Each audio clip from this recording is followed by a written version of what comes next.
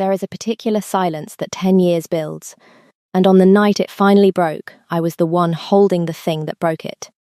In a great hall, where music had been forbidden so long that the court had forgotten it was ever allowed.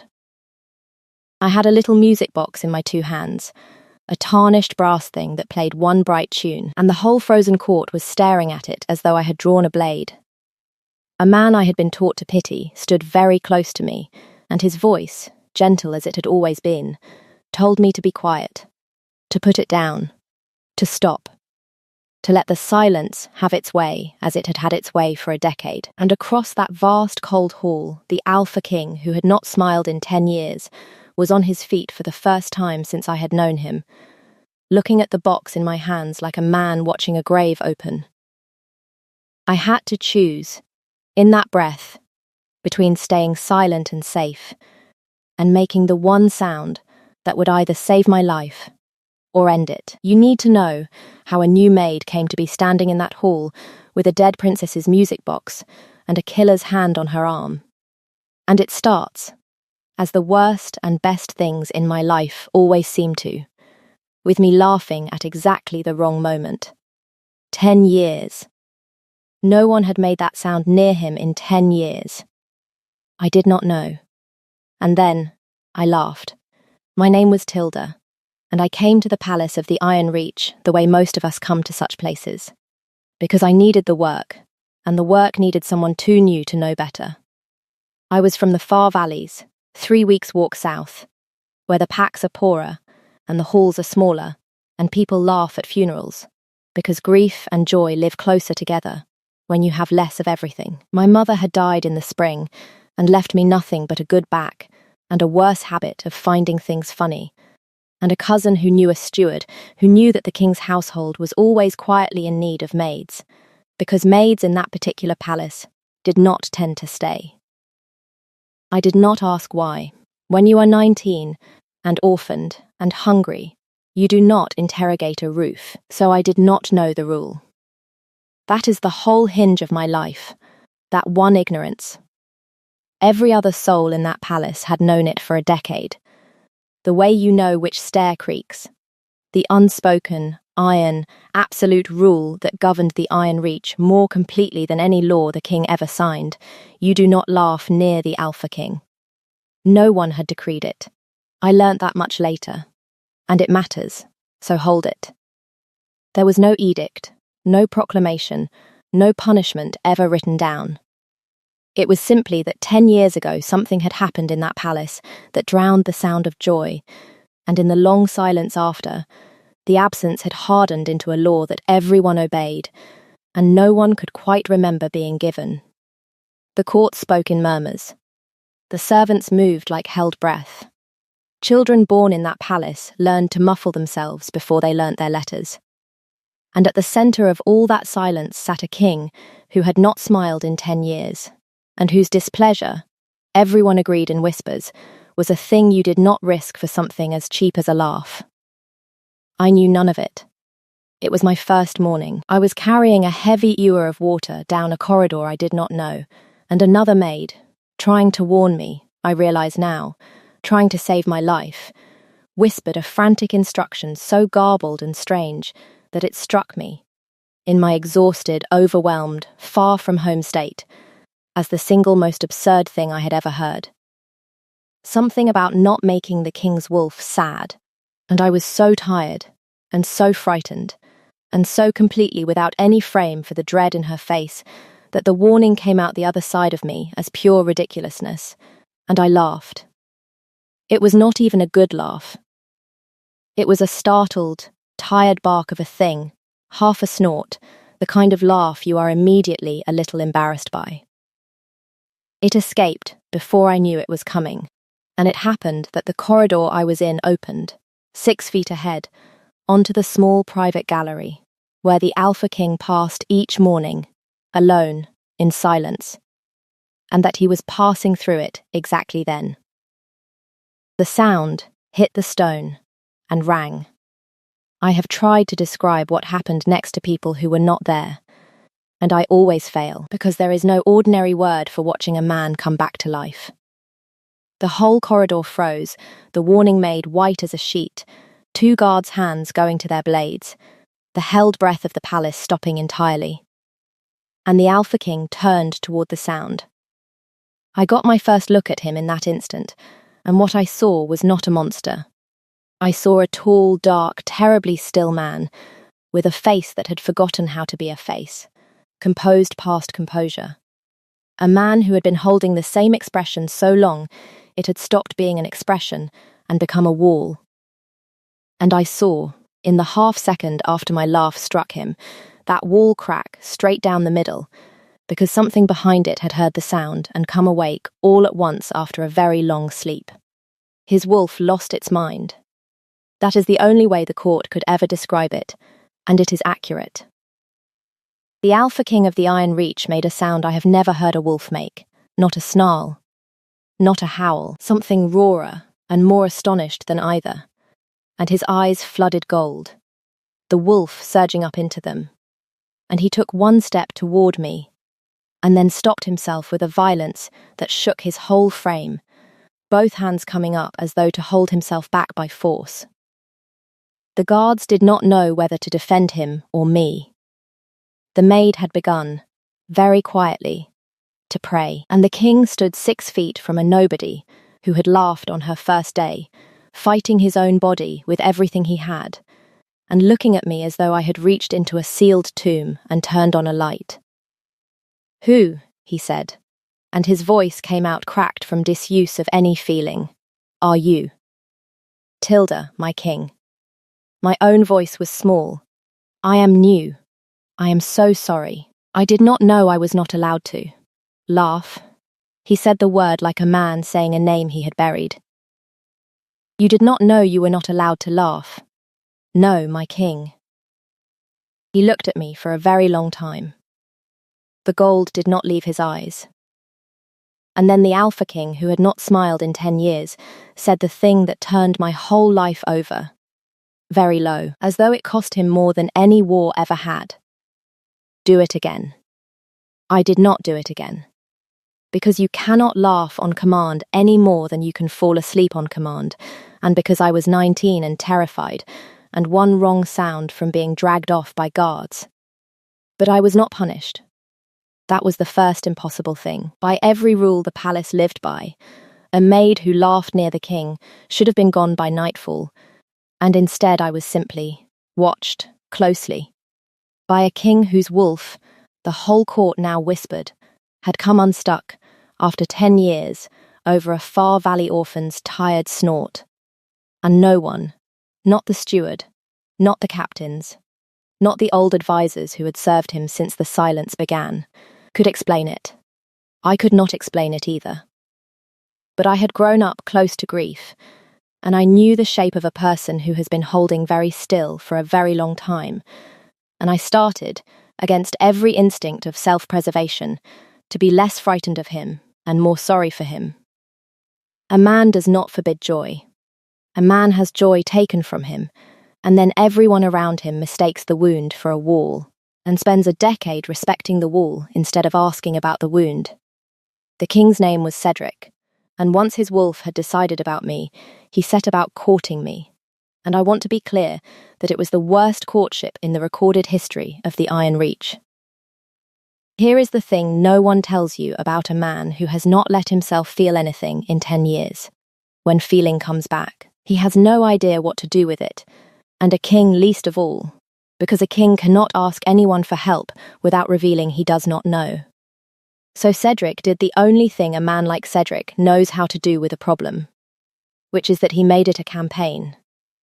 He approached the project of me with the exact methodical precision he would have brought to a border war, and the results were so formal, so over-prepared, and so completely beside the point that I had to bite the inside of my cheek bloody to keep from laughing again, which would have undone him entirely. He scheduled me. I would receive word, through his mortified steward, that the king requested the maid Tilda attend him in the East Gallery at the 3rd hour, and I would arrive to find him standing at military attention beside a table on which he had arranged, with visible forethought, a selection of objects he had apparently determined a person might enjoy. a bowl of southern oranges, because someone had told him I was from the south. A book I could not read, held out stiffly, because a clever woman should be given books, and it had not occurred to him to ask whether a Far Valley maid had ever been taught her letters. Once, unforgettably, a small caged songbird presented to me with the grave explanation that he understood I liked pleasant sounds, and the look on his face when I gently opened the cage and let it go, because I could not bear a caged thing, was the look of a general whose careful map has just been folded in half. He never once managed to simply talk to me. He would stand across his ridiculous table and ask me formal questions about my comfort and my duties, and I would answer, and there would fall a silence so vast and so longing that I came to understand it was the truest thing he could offer me, that this rigid, blundering, Oranges and Songbirds campaign was a man who had not wanted anything in 10 years trying, with the only tools he had, to be near the one sound that had woken him, and not knowing how to ask for it without breaking. "You are doing this wrong," I told him finally on the third such occasion, because someone had to, and gentleness had clearly not worked. All of it, the oranges and the books and the poor bird. You do not have to assemble joy for me on a table, my king. You only have to stop standing at attention long enough to have a single honest conversation, and I promise you the laughing will take care of itself. He looked at the table he had so carefully prepared. He looked at me, and the Alpha King of the Iron Reach said, with a bewildered honesty that undid me, "I do not know how to have an honest conversation. I have not had one in 10 years. I have forgotten the way it is done." A pause. "I am aware this is going badly. I have been aware the entire time. I simply could not stop, because the alternative was not seeing you, and I find I cannot do that either." That was the moment I stopped being sorry for him, and started being in trouble. If you have ever watched someone relearn a thing the rest of us never had to learn at all, how to want, how to ask, how to be near warmth without flinching, then you know there is no standing safely outside it. And you know exactly how I came to care about a man I had every reason to fear. I am going to tell you what really happened in that palace 10 years ago, and what I found in a disused room that the grief had built a wall around, and why the gentlest man in the court was the most dangerous person I have ever stood beside. Stay with me to the silent hall and the music box. The sound that broke that silence nearly got me killed. And I would make it again. I found the music box because no one had cleaned the room in 10 years, and I was new enough to be sent to do it. It was a small chamber in a wing the household avoided, and I did not know, scrubbing the decade of dust from it, that it had been the private room of the Princess Edeline, the king's younger sister, dead these 10 years, the laughing heart of a court that had not laughed since.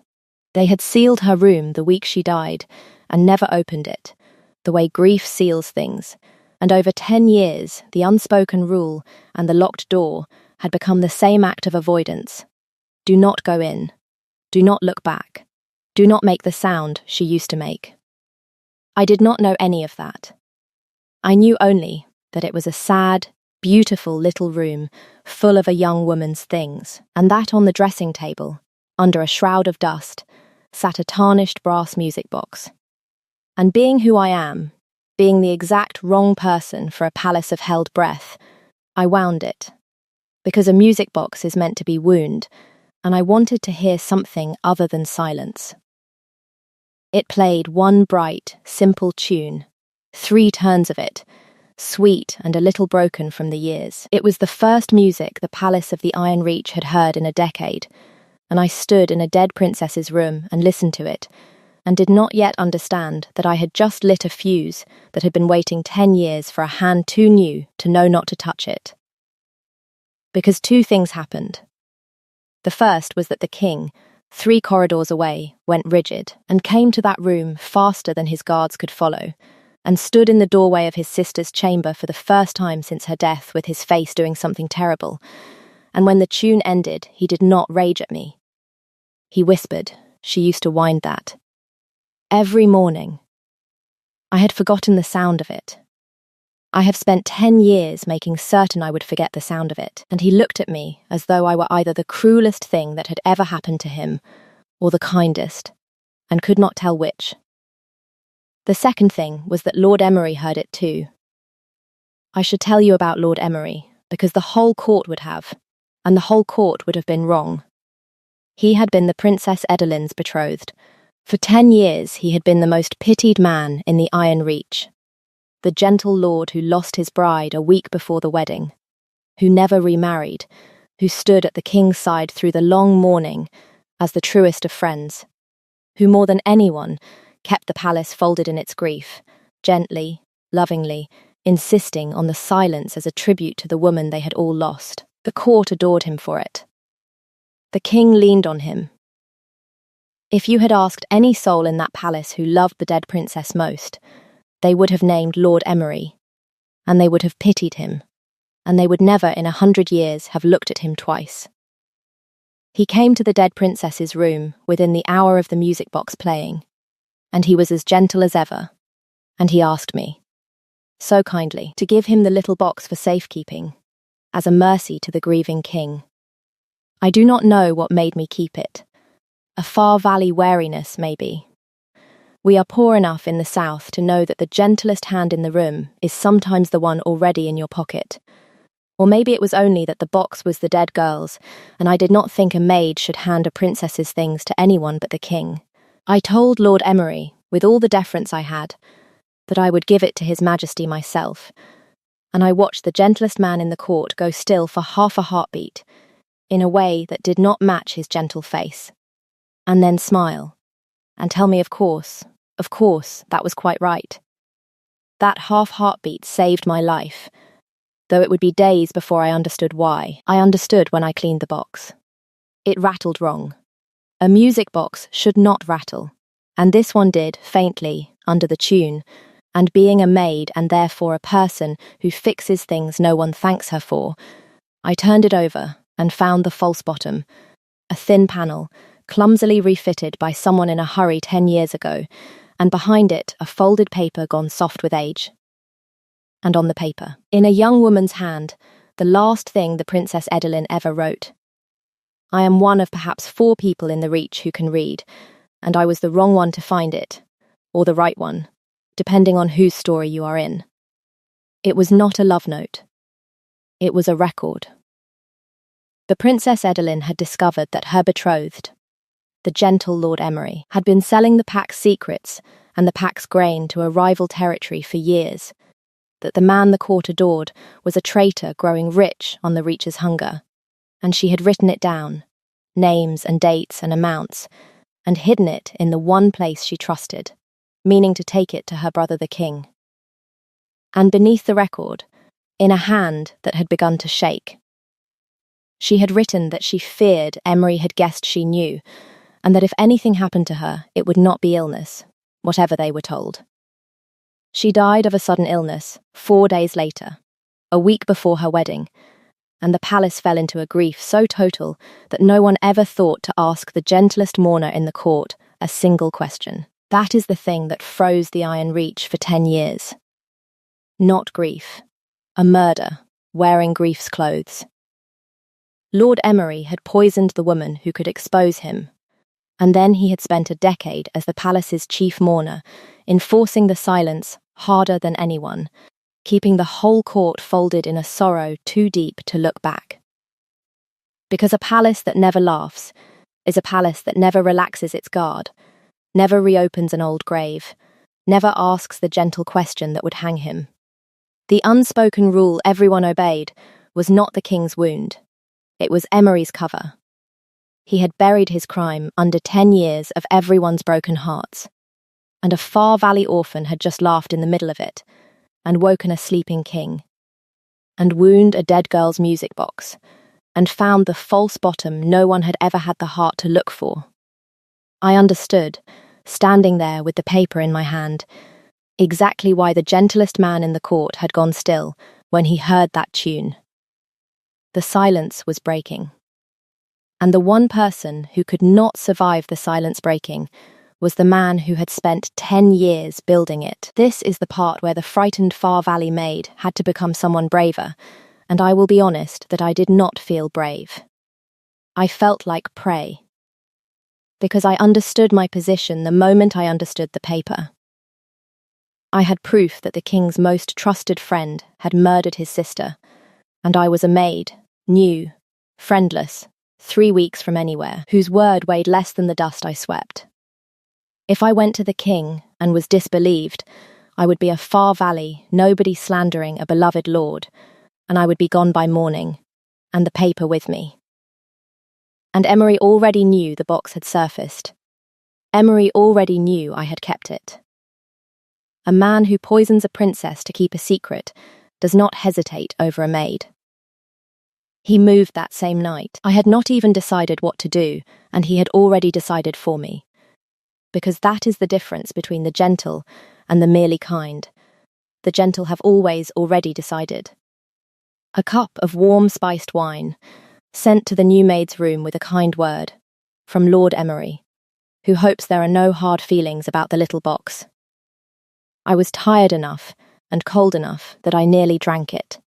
I lifted it to my mouth. And then I smelled, under the spice, the faint green bitterness that a Far Valley girl who grew up tending a sick mother knows in her bones, the smell of the same root that had killed a princess 10 years before, and I set the cup down with a hand that would not stop shaking, and I understood that I had until he learned I had not drunk it. So I stopped waiting to be ready. I took the paper and the music box, and I did the only thing a powerless person can do against a powerful one, which is to make the truth too loud and too public to be quietly buried. I did not go to the king in private, where it would be my word in a closed room. I waited for the 1 hour the whole court assembled. The evening meal in the great silent hall, every lord and captain and the king upon his seat, and I walked into that vast frozen room where no music had played in 10 years, a maid where no maid belonged, and I wound the Princess Edeline's music box, and I let it play. That is the silent hall the cold open promised you. Here is what happened in it. The bright broken tune rang out into a hall that had not heard it in a decade. And the whole court turned to stone, and the king came up off his seat with his face breaking open. And Lord Emery, gentle Lord Emery, was out of his chair and across the floor toward me faster than a grieving man has any reason to move. His voice soft as ever, telling me to stop, to put it down, to let the silence be. A hand closing on my arm, exactly as the cold open told you, and I had to choose. Stay silent and safe, set the box down, let his gentle hand guide me out, live, or make the one sound that would break 10 years of his cover in front of every soul who could hold him to account. I made the sound.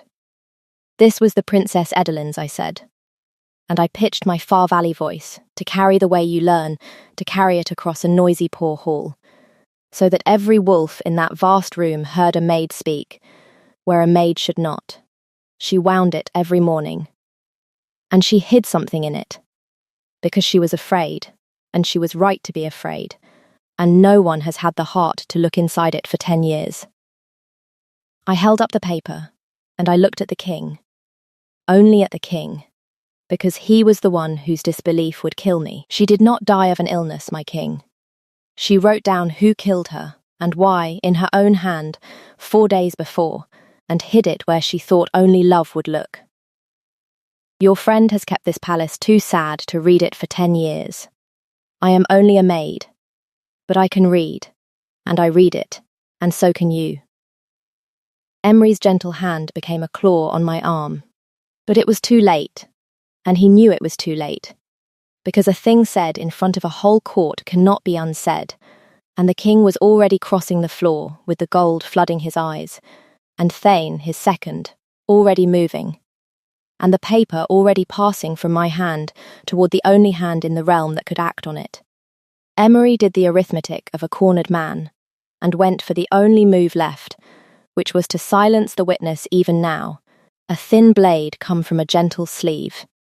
the same gentleness that had hidden poison for 10 years, aimed at me. But I had grown up quick, because the poor stay alive by being quick, and the king's wolf had been waiting 10 years to have something to protect, and was not going to lose it in the first hour it was allowed. And between my flinch and his fury, the blade only opened my arm instead of my throat, a hot, bright line.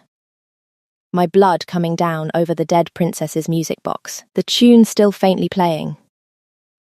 Then Thane had Emery, and the court had erupted, and the king had me, both of us down on the cold stone of the silent hall, his hands pressed to my bleeding arm, and his whole frozen decade shattering at once into something so raw the whole court flinched from it. 10 years, he was saying, not to me, to the air, to his sister, to the silence. He stood beside me for 10 years. He helped me carry her. He told me to keep the palace quiet. For her, in her memory, his voice broke entirely, and the memory was a grave he made me dig deeper every year. She left it for you. I got the words out through my teeth. The music box had wound down to silence in my lap. Its work done. She trusted that someone would love her enough to wind it again, my king. It only took 10 years and a maid too new to know she wasn't allowed to. Look at me. It is an arm. I have had worse from a kitchen fire. She would not want you on the floor. She would want you to hear the rest of the song. Wind it again. Let the whole court hear what the silence was hiding. And the Alpha King, who had not smiled in 10 years, wound his dead sister's music box with my blood on his hands, and let it play into a hall that had forbidden music in her name, and finally, turned the grief from a wall back into a wound, which is the only kind of grief that can heal. The realm shook, and it deserved to. A traitor is one thing. A traitor who murders a princess and then governs a kingdom's mourning for 10 years to hide it is the kind of thing that rearranges every assumption a court has ever made. Lord Emery was tried in the open hall, the Princess Edeline's own written hand, the poisoned cup meant for me, 10 years of sold secrets traced at last through ledgers no one had thought to question, because everyone was too sad to count.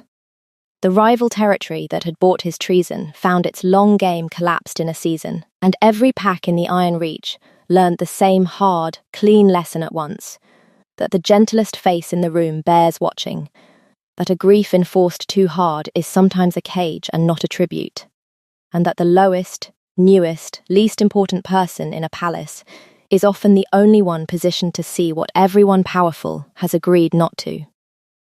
My arm healed slow, and left a thin scar across the forearm, and I find I do not mind it at all, because it is the second best thing I ever made in that palace.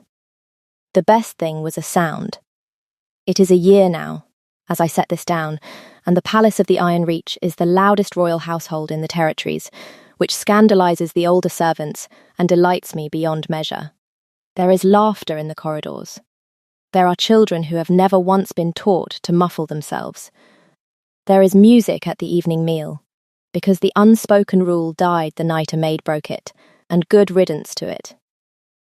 Cedric is still terrible at courtship, and I have stopped trying to cure him of it, because the terribleness turned out to be the most honest thing about him. He still assembles small, careful offerings on tables. He still occasionally presents me with a thing he has gravely determined I will enjoy, and he is wrong about half of them, and I love every wrong one. But he has learnt to have an honest conversation, slowly, the way a man relearns to walk, and he no longer stands at attention when he wants to be near me, and somewhere in this last year, without ceremony, without my even noticing the exact moment it happened, the Alpha King who had not smiled in 10 years smiled. I want to tell you it was a grand thing. It was not. We were in the garden that had been the Princess Edeline's, the one I had spent the spring coaxing back from 10 years of neglect, and I said something dry about the state of his attempt at pruning a rose, and he looked up, and one side of his grim, careful mouth simply gave up the fight it had been losing for a year. And he smiled, and then, God help us both, the Alpha King of the Iron Reach laughed. Rusty and astonished, and 10 years out of practice, at a maid's joke about a rosebush, in his dead sister's garden, in the sunlight. It is the sound I am proudest of in my whole life. I broke a 10-year silence by accident on my first day. It took me a year of work to earn it on purpose. He came to find me just now, where I was writing this by the open window, and read over my shoulder the way he is not supposed to, and always does, and asked what I was setting down. I told him I was writing the story of the day a maid laughed near the Alpha King, and lived. He was quiet a moment. The good kind of quiet now. The kind with a person inside it. "You have the beginning slightly wrong," he said, "and I would have it corrected, since you are writing it where it cannot be unwritten." He set his hand over the thin scar on my arm, the way he does. "You think you woke my wolf that morning with a laugh. You did not. My wolf had been awake the whole 10 years, Tilda. It never slept. It lay in the dark of me howling at a silence I built on purpose, because I could not bear the sound of joy in a palace where my sister's joy had been murdered, and I did not know it. And then a far valley girl, who did not know the rules, laughed in a corridor, and for one moment the silence had a crack in it, and my wolf threw itself at the crack like a drowning thing at light, because some part of me knew, before the paper, before Emery, before any of it, that the silence was a lie, and you were the truth that could break it." He almost smiled, which on Cedric is now an everyday miracle. "So do not write that you made my wolf lose its mind. Write that you gave it back the only thing it had been waiting 10 years to hear. It was not madness. It was the first sane thing either of us had done in a decade. So I will leave you with the question I still turn over, and I would truly love to know what you think." He swears his wolf knew the truth before any of us, that it threw itself at my laugh, because some part of him already sensed the silence was hiding a crime. But I only laughed because I was new and tired and did not know the rule. If my cousin's steward had warned me properly, I would have stayed silent like everyone else. And the Princess Edeline's music box might still be sitting in the dark with the truth locked inside it. So who truly broke that 10-year silence? The king's wolf that had been waiting for it, or a far valley maid too ignorant to know better?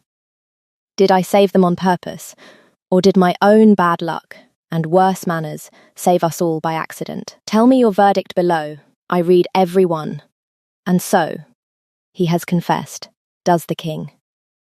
And if you want to stay in the loud, bright, ridiculous palace with us a while longer, comment the music box, and I will tell you next what happened when the rival territory that had bought a traitor's secrets came to our gates, expecting a court still frozen in grief, and found instead a king who had remembered how to laugh.